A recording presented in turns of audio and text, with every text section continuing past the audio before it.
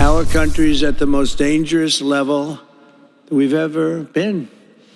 And I hate to say this, but we have a president who went on vacation a week ago, and now he came back and he went on vacation again.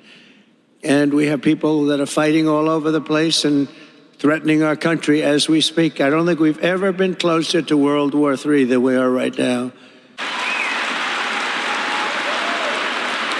We will find and remove the terrorists and jihadists who have infiltrated our soil, and under my leadership, we'll bring back the values that you enlisted your lives to defend: sovereignty, liberty, free speech, and fair, equal, and impartial justice under the constitutional rule of law. This fight is no longer between Democrats and Republicans. This is a fight between communism and freedom. It's a very serious fight. And today I'm honored to officially welcome another true American patriot, a 17-year veteran of the Hawaii Army National Guard, a four-term Democrat congresswoman, very, very popular, the former vice chair of the National Democratic Party and a 2020 Democrat candidate for the United States presidency, Tulsi Gabbard. Tulsi, please. President Trump understands the grave responsibility that a president and commander-in-chief bears for every single one of our lives. Whether you're a soldier, you're an airman, a Marine, sailor, or a coastie, he keeps us in his heart in the decisions that he makes. We cannot be prosperous unless we are at peace.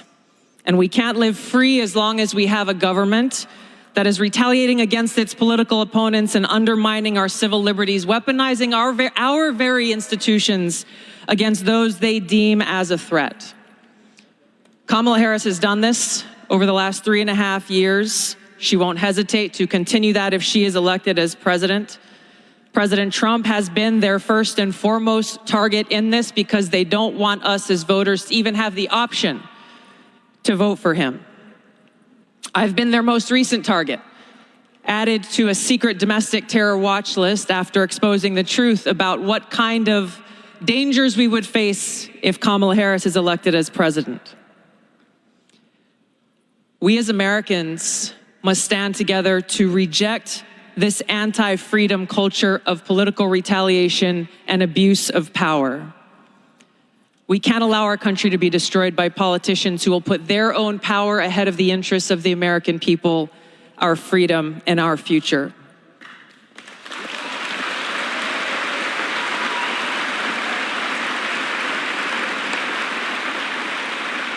I am proud to stand here before you today, whether you're a Democrat, a Republican, or an independent.